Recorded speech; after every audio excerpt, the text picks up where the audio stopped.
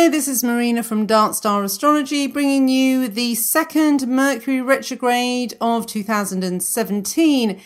It will last from April the 9th to May the 3rd and travel from 4 degrees of Taurus back to 24 degrees of Aries. Now, even though this Mercury retrograde starts in the beginning of Taurus, the whole retrograde period does have a very fiery Aries theme about it, as Mercury will spend half the period in Aries and will ignite heroic themes of courage and rescue. And this is because the major star being activated will be the damsel in distress star, that's what I call it anyway, Mirac, which is, well, it lies in Princess Andromeda's girdle. So, Perseus, rescuer of the princess, is an Aries archetype in that he's heroic and brave. In the Greek myth, Andromeda's father agreed to sacrifice his daughter, Andromeda, to Poseidon in order to save his kingdom. Now, what is it with these Neptunian gods? They are always demanding child sacrifice. It looks like, though, this Mercury retrograde will start off extremely challenging with Venus retrograde still and square Saturn. Saturn is also on a poisonous star, and that is Etemin in the right eye of the dragon, and it's associated with the scattering of poison. Now, in modern days, this could even be chemical weapons. Now, when I wrote this post and posted it on Darkstar, this was way before I heard that there was the chemical attack, the gas attack in Syria, which is now being used as an excuse to go to war, isn't it? Now, I don't know much about this story, and I don't want to go into it too much on this Mercury retrograde because you just can't really believe what's in the mainstream media. I'm just looking at this article in The Guardian. But the headline says, "The dead were wherever you looked inside Syrian town after gas attack." Wow. Okay. So Mercury is square this Saturn at the moment, as I'm doing this on the 8th of April. Now, if that wasn't enough, there's a cardinal T-square as well with Jupiter retrograde, which I would say is religious zealots, square Pluto, the globalist, square a Sun, Eris, Uranus stellium. And that really is the sort of themes of the Persephone child abduction, which overlaps the child sacrifice theme as well. And I don't know how many children died in the chemical attack, whatever it was. Again, I haven't got time to look into the story, but I know that I get a feeling that these things are going on. I did see some Twitter posts of kids, I think, that had died in the attack. So, anyway, Mars is also conjunct Ceres, that's the rape of Mother Earth and pagan principles. And it's in a Deccan hotspot that contains stars Algol, which is Medusa's head, and Capulus the Slayer. So, okay. So when this Andromeda Mercury goes retrograde, we have an opportunity to do in-depth research in this very volatile area that it travels through. Facing the disturbing topics of child sacrifice and abduction is unavoidable. All news and alternative media will become super dramatic, and the themes mentioned in this post should play out, whether they are truthful or not. Now, again, I wrote this before I knew about Syria. I can't remember when I wrote this now, but I think it was a couple of weeks ago. Mercury is one of 3 visible planets that are retrograde at this time, which makes it even more challenging. And that's at least until Venus turns direct on April the 15th. So you can go to the article to look at the retrograde dates and times, but we have been in the pre-shadow period since March the 27th. The retrograde is tomorrow. and that's at 11:14 p.m. Universal Time. So let's start off with the first decan that it goes through, and that's Taurus Decan 1. So I named this decan Raging Bulls. So looking at it in the personal realm rather than the transpersonal and the geopolitical, those touched by this retrograde will either talk until the cows come home or be very reticent. Much depends on how confident they are feeling. The shy ones might become surprisingly chatty after a few glasses of wine, and words could get them into trouble quite a bit. Now, Mercury in this decan creates terrible gossips and brings out tactless behaviour.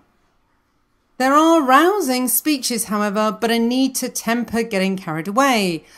Overconfidence leads to moving towards Taurus Decan 1's dictatorship potentials. It will be hard to contain political rants and protests, but having said all that, Mercury is very powerful here in terms of its dignity, as it rules this decan in the Chaldean system. This position, even retrograde, can assist merchants, orators, singers and writers. So use this time to prepare for an important business meeting, interview or public performance.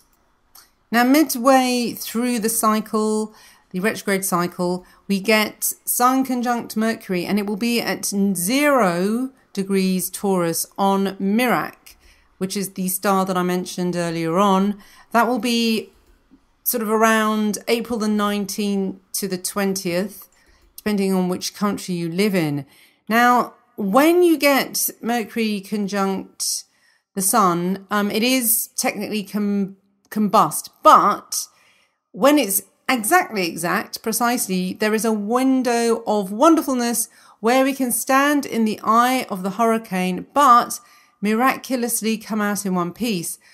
Now, you can make use of this exact conjunction, which we call Kadzimi in traditional astrology, to send a romantic message that really hits the mark, or pitch an artistic idea.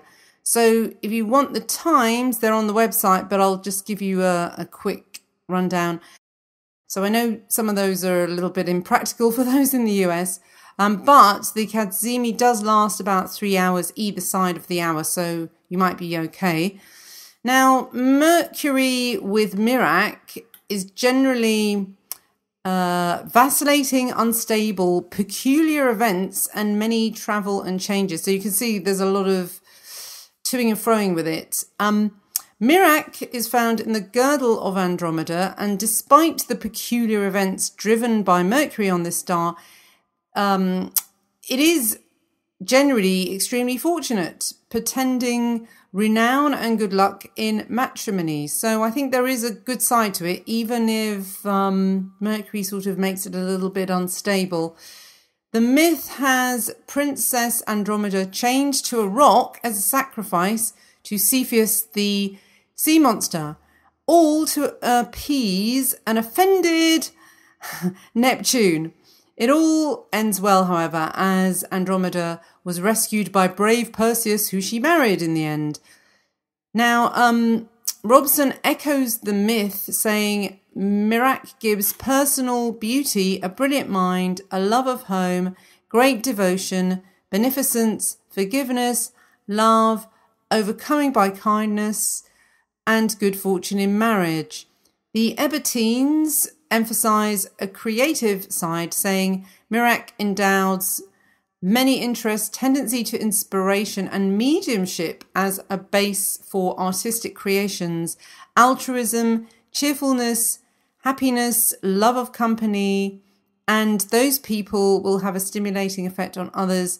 They make friends easily and are helped on in life by others. So how I see it is, even though there is a negative with Merak on Mercury, I think if you put it on that bang on Kadzimi timing, you will bring out all the positive attributes that I've just read out now. So yeah, I think it can be good for romance. And I think it could also be quite a nice way to mend any problems that have been brewing through the Venus retrograde, because now Venus is direct as well. Now, this is going to be a house change if you use whole sign houses, and it may be a house change even if you don't. So have a check at which house it is, and it'll be in these areas that Mercury retrograde will be making its effect. Now, so Mercury in Aries Decan 3, I call this decan Bounty Hunters. So small words make big impressions during this time. And this is the oratory I mentioned earlier and the sales pitch ability, because during this time, the mind will be brilliant too in a way that weaves many different ideas into one cohesive ideology. So those touched by this retrograde journey will be aided in these gifts of oratory. And when I say those touched by it, I mean, for example, if you have planets in Aries Decan 3, if it's your ascendant, if it's your midheaven, if your chart ruler, the sun, the moon gets touched by this, then yeah, you'll feel it even more strongly. But Mercury has no dignity here, so the gift during this time is its power of persuasion rather than innate genius. You're not going to suddenly turn into Einstein. But those with genuine talent will have the ability to transmit their message with great emotional punch. This almost guarantees that their ideology or products will reach a large audience. Now, Mercury here is quite weird as well, because it can be really seductive, but then also highly critical. And at its most negative, it can inflict emotional abuse on others in the form of mental cruelty. Any verbal attacks can feel like one is being machine gunned with words. But on the positive side, Mercury here can use words to heal and uplift also, strangely. So you can use this period to sweet talk lovers with the most heartwarming poetry. Words could be a big turn on.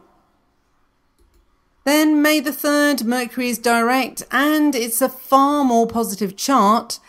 The Yod to Jupiter is interesting in that it could be used for positive spiritual transformation. The Sun-Neptune midpoint between an earthy Taurus and the moisture of Pisces could bring some healing mud. Mercury itself joins hands with rebellious, independent Uranus to bring freedom of speech, perhaps? But with ever-increasing censorship on alternative media, we can only hope, really. Now, there's a really nice balance from Saturn by trine to this Mercury direct. So what was Saturn's Draco poison that I mentioned earlier on from the dragon in the Mercury retrograde chart could be made into anti-venom, perhaps. So during this Mercury retrograde in Aries Taurus, we learn how to transmute offensive words and turn their energy around for defense, much like we do in martial arts.